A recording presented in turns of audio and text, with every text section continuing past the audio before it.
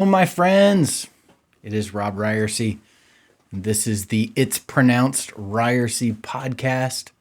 So glad that you're along with us today, whether you are watching on Facebook Live. If you are, we'd love to have you comment and say hello, ask any questions, talk about whatever you want to talk about, I guess. Maybe you're listening on Apple Podcasts or Google Play or Spotify or any of those places. So glad to have you. Thanks for being here. If you want to get in touch, you can do that by emailing me at robb@robbryerse.com, robb@robbryerse.com. And remember that Robb has two B's, just like it's pronounced Ryerse is pronounced Ryerse. Robb has two B's, so shoot me an email or you can find me online, any of the social media places where people congregate. Well, listen, we have got a very special episode of It's Pronounced Ryerse for you today. And I say that, as someone who grew up in the 80s and early 90s, when it was going to be a very special episode, it was going to be, something serious to talk about. Well, today is a very special episode, not because we are talking about, not taking candy from the creepy guy in the van. I think that was a Different Strokes episode. Not, using drugs or drinking or all that, those very special episodes we had to watch as we were kids. Well, we're not talking about any of that kind of stuff. Today is a very special episode of the It's Pronounced Ryerse podcast because we have no big idea today. That's right. In the first, 6 episodes of this podcast, I would talk with you and kind of do a rundown of the news and then share with you a big idea. And then close things off with the benediction. Well, today there is no big idea. There is simply an extra large rundown of the news. There's a lot going on, and there's a lot I want to, share my thoughts with you and make sure that you know about. And so today's podcast is all about an extra large rundown. It's all about what's happening in the news. It's all about kind of making sure we are aware of what is taking place and thinking about how we respond to it. It is also your 35 minutes of political enlightenment. So let's get to it. Let's talk about the intersection of faith and politics and what happens at that intersection in each of these news stories that we're going to talk about today. Let's hit it. Here we go. Well, the big news of the week was really the shooting in Boulder, Colorado. Absolutely heartbreaking and tragic. It feels to me like after the shooting in Boulder, which closely followed the shooting in Atlanta, that we are, getting back to normal as a nation. This is our return to normality. Isn't this what we wanted? We wanted everything to go back to normal. Well, this is what normal looks like. It looks like comforting family and friends whose loved ones have been gunned down for no good reason at all. And, I think we've gotten to the point as a country where we realize that, it's really unwise to tweet that thoughts and prayers tweet. I think as well, we haven't gotten to the point yet where we are willing to politicize gun violence. We always hear that, don't politicize a tragedy, don't politicize a tragedy. Well, I was really happy to see leadership from President Biden, who quickly came out and said, we need to have a push on background checks and assault rifles and kind of doing some of the things that 85% of the country supports. President Biden willing to politicize the tragedy, recognizing that We've got to capitalize on these moments when, there's so much stuff that happens in the world. Our attention spans are so easily distracted that when something like this happens, and when we have horrible situations like this happen back to back in Atlanta and Boulder, this is the time to capitalize on that and to use the attention of the American people as reason to move forward with very common sense and very popular reforms that are needed in our country. And for my Second Amendment friends that are out there maybe listening, getting frustrated with me right now, I would just simply encourage you to read the Second Amendment and pay very close attention to the words "well regulated," because they're in there.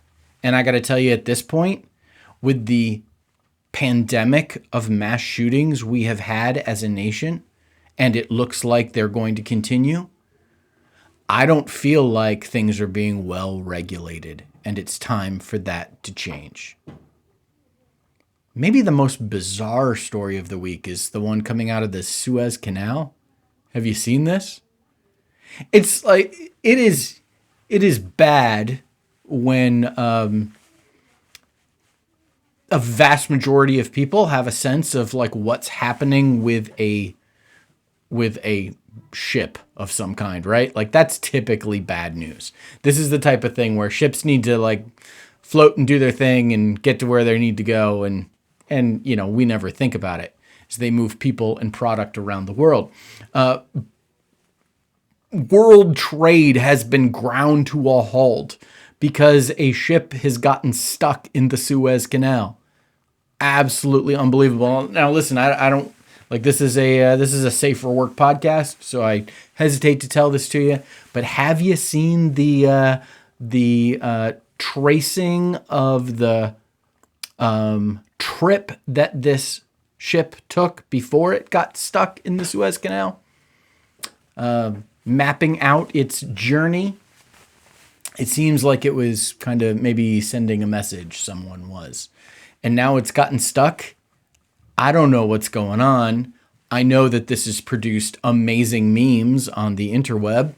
And I know that 200 or some ships are kind of stalled in their process of taking goods and products around the world. Some are being rerouted now all the way around Africa instead of being able to go through the Suez Canal because it's going to take so long, apparently, to get this ship out. How has this not happened before, right? How is this something new that has taken place? B, does it concern us? Does it worry us that the world economy can be can be sidelined, can be the reverberations of one ship running aground can have an impact on the world economy? It's a kind of a terrifying thought. And I guess the third thing, is this ship captain drunk? Is it what? Just, keep the wheel straight. I don't know. The Suez Canal thing, it's amusing to me. It's terrible, and I feel really bad for, all the people involved. But it's amusing. It's amusing. You know what else is amusing? Infrastructure Week is amusing. Maybe you're saying, well, what is Infrastructure Week? There were multiple times during the Trump administration of the past 4 years where just about every time something bad was going to happen with the Trump administration, some bad news was going to drop, some crisis or some scandal was about to hit, what they would do to try to take focus away from that and try to, win some support from both legislators and the American public is they would announce that they were going to have Infrastructure Week. Because, as we know from politics, people care about roads. Even my most conservative friends will say things like, I don't mind if they tax me if that means they're going to fix the roads. Like, that's something the government ought to do. I remember Senator Al D'Amato, who was my senator when I was in high school or whatever. And he was known as Senator Pothole because he would go out and do these photo ops of him filling in potholes because people care about roads and bridges and infrastructure. In the Trump administration, it became a running joke that every time they tried to change the subject, they would try to change it to infrastructure, and it failed miserably every time. Well, guess what happens? Now it's infrastructure week time. It sounds like infrastructure is going to be the primary policy topic of the Biden administration next week, where leading the charge, Transportation Secretary Pete Buttigieg, Secretary Pete, is going to be leading the charge to get $3 trillion in spending to improve and expand American infrastructure. $3 trillion with a T dollars for infrastructure. And I got to tell you this, I am all for it. This is wonderful news. Hopefully what we're going to see out of the Biden administration, at what we have seen already, is competent government, competent leadership from the federal government and from President Biden at the top. And that's going to lead to much needed investment in infrastructure all across the country. It's going to mean jobs. It's going to mean improved roads. This is just a good thing for the country. It's a good thing for us. And maybe you're wondering, okay, $3 trillion sounds like a lot of money. How do we pay for it? Well, excellent question. I want you to Google Fadl Kaboub, Fadl, Fadhel, Kaboub, Fadl Kaboub.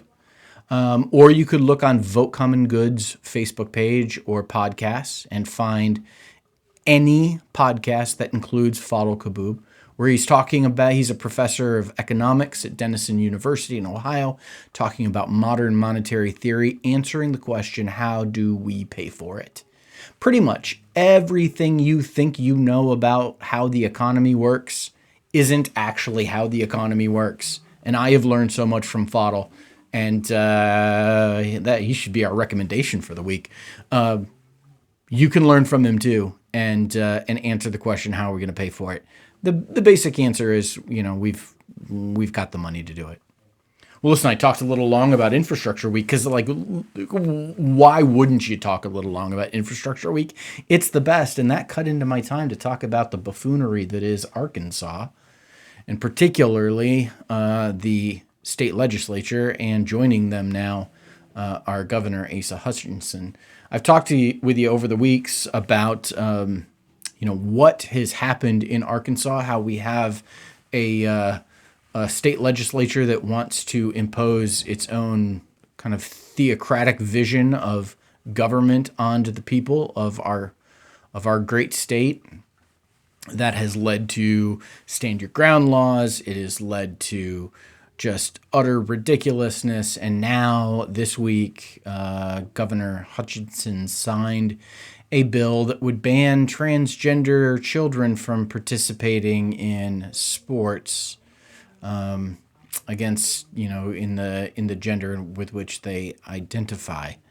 Because this is really the crisis we have in America. This is the problem we have in our country. This is the problem we have in our state. Our state, which ranks near the bottom in, 50 out of 51 states, including DC, 50th in getting the coronavirus vaccination into the arms of its citizens. But no, we're going to worry about kids playing sports. You know where Arkansas ranks in education? Near the bottom. But we're going to worry about kids playing sports. We're not going to fix that. Arkansas is near the bottom in just about every category of of progress and success and measurement that is done for states throughout the country. And our legislature and our governor care more about discriminating against kids playing sports than they do fixing the problems. You know why? Because they can't fix the problems. Their ideas aren't good enough. They're ridiculous, and I'm fed up with it. You know what else I'm fed up with? Getting a little worked up today. Fed up with corporations lying to us. Do you remember after several Republican legislators voted not to certify the duly elected president of the United States, Joe Biden, and instead continued the big lie that there was a steal of the election? Do you remember that there were corporations that said, oh, well, we're going to stop donating to Republicans and Republican causes as a result of this? We're going to use big corporations with their super PACs. We're going to stop donating to, money to these PACs. We're going to cut off the Republicans as punishment for what they did. That was January 6th? Today is March 26th. Reports, FEC filings show that Intel, one of the companies that said they would not donate to Republicans, on February 26th sent $15,000 to the National Republican Campaign Committee. FEC filings also show that on February 22nd, Intel also donated $5,000 to the House Conservatives Fund. AT&T has gotten into the game. That was AT&T actually. Sorry, I want to make sure I get this right. It was AT&T that donated $5,000 to the House Conservatives Fund, and Cigna donated $15,000 to the National Republican Senatorial Committee. So, Intel, AT&T, Cigna lied to us. Lied. Liars. It's so tremendously frustrating, the influence that corporations have in our government and how they are willing to say one thing and do another. But it should show you that how significant, how important influence peddling is in our federal government through the form of campaign PAC, of super PAC donations, corporate donations to PACs, because why else would these corporations lie to us? It is better for them to flat out lie to us than for them to lose their influence. That ought to tell you something about our system. It's disconcerting, and it's something we need to be paying attention to. Oh, are we tired of talking about Georgia yet? Come on, Georgia. Get your stuff together. Yesterday, Georgia Governor Brian Kemp signed into law a law that will suppress votes in his state, will make it more difficult for people to vote. And in the process, there was a Democratic state representative named Park Cannon who was arrested for simply knocking on the door of Governor Kemp's office so she could be a witness to him signing this bill, which includes limiting mail-in voting and moves voting locations around. And most frustratingly, it also makes it illegal to give food or water to people who are standing in line to vote. So what's happening here is Georgia is making it more difficult for people to vote, particularly black people and marginalized people, people from traditionally marginalized communities. It's making it more difficult for them to vote by forcing them to vote in person, limiting the vote by mail, forcing them to vote in person, then eliminating locations of where they can vote, which means they have to go in person to vote. The lines are going to be longer because there's fewer locations, and people cannot give them water or food while they're waiting in line. It's a tactic that's used by campaigns. It's called holding the line. You know, you go through and you make sure people that have been standing in line for a long time, like give them a bottle of water. Make sure that, you know, they're doing okay. Give them a slice of pizza. You know, maybe they're there on their lunch break and they're voting instead of getting lunch. Vote Common Good, an organization that I work with, you know, served food to people in line in Georgia. In 2020. It's something we did. And quite frankly, this is a law I'm looking forward to breaking. I can't wait in 2022 to be in Georgia handing out food and water to people who are in line. This is a law I plan on breaking. And it is utterly ridiculous. And it shows that these Republican leaders will go to they'll go to, there's no stopping them. The lengths they will go to suppress votes that aren't for them. It's terrible. It's ridiculous. We had some good news from the world of entertainment this week with Sesame Street. Here, listen, I got to tell you something honestly, maybe that you probably don't know about me. It's related to Sesame Street. When I was a kid growing up, I grew up in a pretty conservative household, and there were television shows I wasn't allowed to watch. Some, I wasn't allowed to watch Growing Pains. I wasn't allowed to watch Growing Pains because there was a stay-at-home dad who was also a psychologist, and that's not right. That just goes against the way things are supposed to be. I wasn't allowed to watch My Two Dads because clearly that was about a gay couple.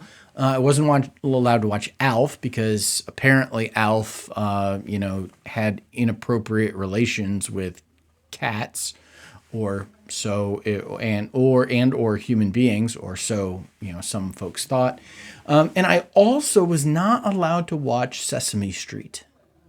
So I'm not a big Sesame Street devotee. I wasn't allowed to watch Sesame Street because of the monsters. We shouldn't fill our mind with monsters. Now, in the inconsistency of it all, I was allowed to watch The Muppet Show. So I don't know. Try to figure that out in your mind. I've spent hours in therapy trying to figure that out and haven't been able to. But Sesame Street announced this week that they are adding a couple of black characters as Muppets on the show, because representation matters. This is really great news. It's a really wonderful thing that's taken place. I'm a father of a brown daughter, and I love when I'm watching her watch something where she's represented, where she sees someone who looks like her, leading, succeeding, winning. It warms my heart to know that. Something that, as a white guy, I tend to take for granted. But I've been able to see through my daughter's eyes how that kind of representation is tremendously important to shaping children. And I am thrilled that Sesame Street is going down this road. And before you start freaking out about Sesame Street and everything, remember that it's owned by, it's on HBO now. How weird is it? It's on HBO. HBO. Times have changed. One thing that hasn't changed is that if you've ever said anything bad about Dominion voting machines, you might need to be careful. Dominion has filed yet another lawsuit. Dominion Voting Machines has filed a lawsuit against Fox News in the amount of $1.6 billion. Huge sum of money. This follows threats against Newsmax, against OAN, and the president's lawyer, Sidney Powell Lowell, who this last week she's facing a lawsuit by Dominion for all of the inflammatory, untrue, and slanderous things that she said. Now, I gotta tell you, I can't remember the difference between defamation and slander, so I'm not quite sure, which is which here. But Sidney Powell Lowell is facing a lawsuit, and I don't know if you saw this, but her lawyer came out and said that this lawsuit is essentially frivolous. It should be thrown out because any rational person would not take seriously, would not believe what she was saying about the Dominion voting machines. And what she was saying about the Dominion voting machines is that votes were changed by the machines. They were somehow hacked. They were somehow programmed. Some shenanigans were going on that cost Donald Trump the election in 2020, and Dominion was to blame for that. Their voting machines were not to be trusted. This was the steal that was taking place. Something was happening with all of these votes suddenly showing up for Joe Biden in Michigan and Pennsylvania and Georgia and all of these places. And Dominion is taking this seriously and saying, no. Don't say this kind of stuff about us. You're not going to cancel us. We're going to sue you for lying about us. Fox News has allowed those lies to perpetrate their airwaves, and they're now facing a lawsuit. Sidney Powell Lowell says, listen, yeah, I lied about you, but no rational person would have believed me. Well, you know who did believe you, Sidney? Donald Trump believed you. And you know who else believed you? Millions of Americans who also believe conspiracies from the QAnon network. It's this. I'm so glad that Dominion is fighting back and holding these people accountable for their lies. I don't know what to make of this one, my friends. Gail Manchin, the wife of Joe Manchin, the famously independent conservative Democrat from the great state of West Virginia, Gail Manchin has been nominated by President Trump, there you go, by President Biden, nominated by President Biden to be the federal co-chair of the Appalachian Regional Commission, which is a consortium of a number of Appalachian states that are working together for economic development in that region of the country. And Gail Manchin has been nominated to be the co-chair. I don't know what to think about this. I think that Joe Manchin, the senator from West Virginia, has really enjoyed playing kingmaker. In a 50-50 Senate, he has been the one who has been able to kind of lift thumbs up or thumbs down on nominations that have been made by President Biden about pieces, agenda. I mean, he's holding fast on opposing a $15 minimum wage increase. He has made it difficult to get the American Protection Act passed, which meant getting stimulus checks out to Americans. Joe Manchin has made things difficult for President Biden over the first 65, 70 days of his presidency. And now the president has nominated his wife to this federal commission. And I don't know what to think about that. Is this a smart political move to ingratiate himself to Joe Manchin? Has Joe Manchin demanded that his wife get this post in exchange for political favors, support of the president's agenda? Is it purely coincidence? I have no idea. I want to think the best of President Biden and his team. I want to think the best of Gail Manchin, apparently, that maybe she's super qualified for this and is the right person to lead this effort. But I got to tell you, it doesn't smell good. Doesn't smell right. I don't know. This is one of those things that has me feeling a little iffy. So we'll have to wait and see what happens. And if suddenly Joe Manchin moves from being a thorn in the side of President Biden to now being the biggest champion of his agenda, well, maybe the fruit will tell us what has taken place here. But it's something to keep an eye on. Are you loving March Madness? I got to tell you, I was a little thrown off. The games being last weekend on Friday, Saturday, Sunday, Monday threw me a little off. I'm used to Thursday, Friday, Saturday, Sunday. But, it's one of those things that happens. Certainly one of the huge stories is the emergence of Oral Roberts University. Oral Roberts University. God's holding him ransom, and if you don't send in your money, he's going to die. Oral Roberts University. And, making it to the Sweet 16. Thankfully, Oral Roberts is going to face my University of Arkansas Razorbacks, who are back in the Sweet 16 and are going to knock off Oral Roberts on Saturday and kind of put us out of our national nightmare with that. But listen, I don't know about you. You're a big March Madness fan as I am and have been over the years. I didn't even fill out a bracket this year. It felt like the whole thing just snuck up on me.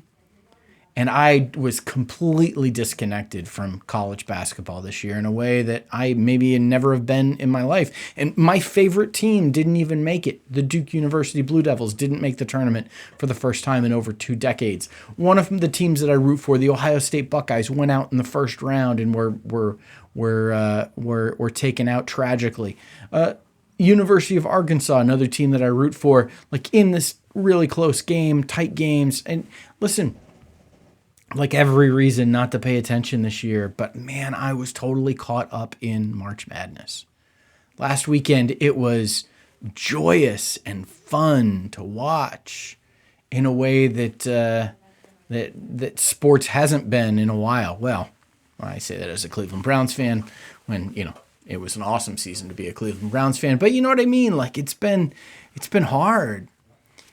And feeling this kind of excitement, feeling watching the buzzer beaters, watching the close games, gave me the sense of like, I feel like I can breathe again. This feels a little bit like the way it's supposed to be. And after the year and, several months that we've had, that feels like a good thing. That's some good news. Just want to encourage you with that today, man. Some good news. Well, listen, it's benediction time. It's a time each week of the podcast where I kind of close things off with some words of encouragement to you, realizing that words create worlds. And we ingest this stuff, we take it in, it shapes us, it forms us, it makes us the people that we are. And so rather than just kind of running through everything and rushing through everything, we take a minute to pause and to think and to reflect on great and important words. It can shape us. It can make us. And so, at the end of this rundown where, again, our extra large rundown, your 35 minutes of political enlightenment happening today through the course of looking at the news, I'd encourage you to throw us a like on Facebook. If you listen on Apple Podcasts, give us a 5-star review, write a review, give us a thumbs up, all the places where you might be listening to us. Tell your friends about this podcast. And in closing, let me finish off with some words from Mary Oliver, the poet. These are words that I think about often. And I want you to think about them too. This is what Mary Oliver wrote, just a simple sentence. It says this: "It's a serious thing just to be alive on this fresh morning in this broken world." It's a serious thing just to be alive on this fresh morning in this broken world. Well, my friends, until we chat again next week, thanks for listening in. And I want to remind you to be here now.